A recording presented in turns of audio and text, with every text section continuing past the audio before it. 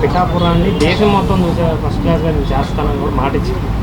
దేశం మొత్తం కాదులే కానీ అంటే ఒకానొకప్పుడు పిఠాపురం అనేది ఎవరికీ తెలియదు.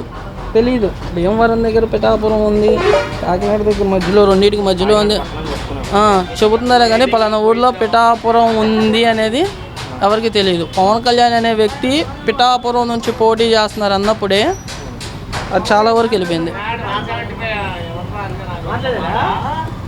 పిఠాపురం వాసులు కూడా బలమైన నమ్మకంతోనే 70,000 మెజార్టీ అంటే జనాలు చూశారు కాబట్టి ఆయన మంచితనం ఇచ్చారన్న. 21 కొట్టాడు, 2 ఎంపీ సీట్లు కొట్టాడు. మరి ఇంకేంటి, వై నాట్ 175 అన్నావు. ప్రతిపక్షం లేకుండా చేస్తారు 11 సీట్లకి నిన్ను. నువ్వేం చేసావు? 21 కొట్టేశాడు.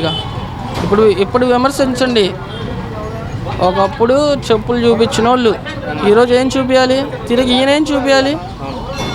మరి అది వీళ్ళు మంచోళ్ళు కాబట్టే చంద్రబాబు నాయుడు, లోకేష్, పవన్ కళ్యాణ్ మంచోళ్ళు కాబట్టి వీళ్ళు ఇలా ఉన్నారు. వాళ్ళకలాగా రౌడీజం చేసి వాళ్ళకలాగా అక్రమాస్తులు దోచుకొని డిపార్ట్మెంట్ని వాడుకుంటే కనుక వీళ్ళకన్నా 2 ఇంతలు వాళ్ళు చేయగలరు. వితిన్ సెకండ్స్లో చేయగలరు. 1 మంత్లో డిపార్ట్మెంట్ని ఎలా మార్చాలో, గవర్నమెంట్ని ఎలా కంట్రోల్లో పెట్టాలో కూడా ఈ ప్రభుత్వానికి తెలుసు.